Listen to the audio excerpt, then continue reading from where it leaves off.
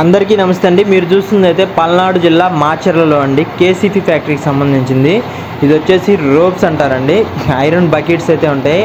ఆ బకెట్లలో నుంచి ఈ బకెట్స్ అంటారు ఐరన్ బకెట్. ఆ బకెట్లు ఏంటంటే క్వారీస్ ఉంటాయి. క్వారీల దగ్గర సిమెంట్ తయారు చేసే రాయిని తవ్వి ఆ రాయిని బకెట్లో వేస్తారండి. బకెట్లో పంపిస్తూ ఉంటారు ఫ్యాక్టరీకి. అక్కడికి ఇక్కడికి సుమారు ఒక 10 కిలోమీటర్లు ఉంటుందండి. ఆ 10 కిలోమీటర్ల దూరం ఈ బకెట్ల ద్వారా రాయి అనేది ఫ్యాక్టరీకి చేరుకొని అక్కడి నుంచి దాన్ని క్రష్ చేసి సిమెంట్లో అయితే కలుపుతారండి.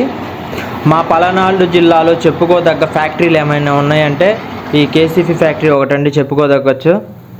తెలుసు కదా, కేసీపీ ఫ్యాక్టరీకి చాలా చరిత్ర ఉంది, మరి మంచి క్వాలిటీ కూడా.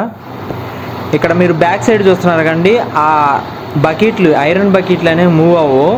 ఆ ఐరన్ బకెట్లకి బెల్ట్ ఉంటుంది. ఆ పైన వైర్ లాగా ఉంది, అది వచ్చేసి ఐరన్ అండి. ఐరన్ బెల్ట్లు అంటారు అవి. ఆ బెల్ట్లు అనేవి సర్క్యులేషన్ మూవ్ అవుతూ ఉంటాయి. ఇట్లా ఆ వీల్స్ మీద రౌండ్గా ఇట్లా మూవ్ అవుతూ ఉంటాయి. సుమారు ఒక 10 కిలోమీటర్స్ ఉంటుందండి. ఇక్కడ చూస్తున్నారు కదా రాయి, ఈ రాయినే ఆ బకెట్లు తీసుకొస్తూ ఉంటాయి.